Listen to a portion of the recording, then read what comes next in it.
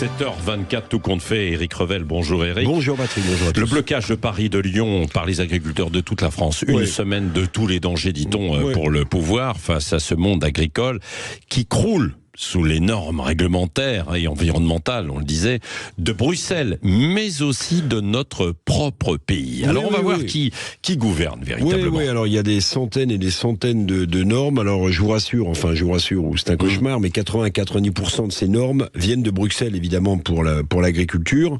Un petit chiffre quand même qu'il faut rappeler, c'est Bruxelles qui a la compétence agricole, c'est 9,5 milliards quand même d'euros par an versés aux agriculteurs français, et souvent des gros agriculteurs, c'est eux qui empochent le plus.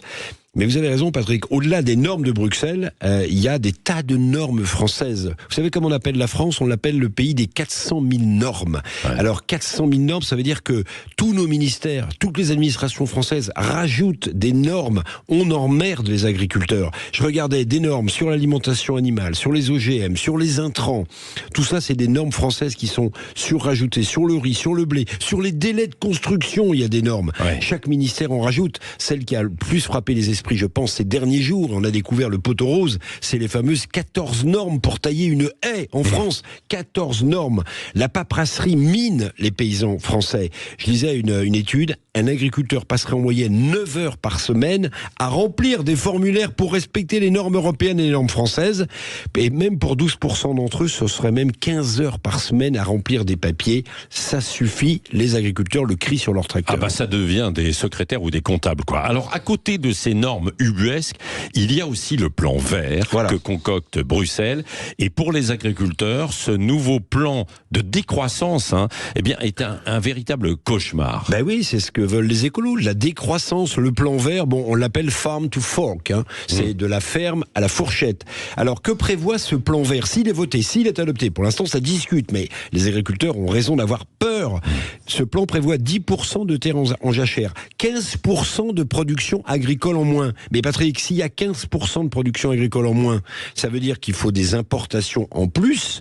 C'est un comble. Des importations qui viennent d'où ? Qui viennent du bout du monde, grâce aux fameux accords de libre-échange signés avec tous les pays, le Canada, le Chili, le Vietnam. Au total, écoutez bien, il y a 42 accords de libre-échange qui ont été signés par Bruxelles dans 74 États. C'est une aberration. Alors on veut de la décroissance agricole en France. Les écolos, ils applaudissent, mais est-ce qu'ils pourraient nous dire, les écolos, quel est le bilan carbone, par exemple, du lait qui vient de Nouvelle-Zélande ? Quel est le bilan carbone du poulet qui vient du Brésil ? Ou du Chili maintenant. Ou du Chili. Ouais. Il n'y a pas un mot de ces écologies, de cette écologie politique de bobo urbain. Oui, le monde agricole, Éric Revel, qui depuis des décennies s'efface un peu sous nos yeux. Et d'ailleurs, c'est un peu de nos racines que nous allons perdre. Mais oui, parce que le monde agricole français qui se meurt, c'est pas un vain mot, c'est pas juste pour surfer sur une souffrance actuelle.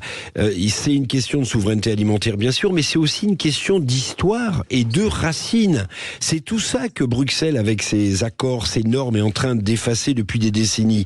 Parce que notre histoire, qui est déjà ciblée par la vague woke, est en train d'étouffer, d'étrangler par les normes et le mondialisme libéral. Si vous l'avez pas lu, je vous conseille cette tribune absolument incroyable qui s'appelle « L'agriculture française euthanasiée ». L'agriculture française euthanasiée, c'est une tribune de Nicolas Bavrez, elle est dans le Figaro ce matin et elle résume parfaitement la situation. Merci Éric Revel. Vous avez vu les différences aussi entre Gabriel Attal et Jordan Bardella sur l'agriculture ? Oui.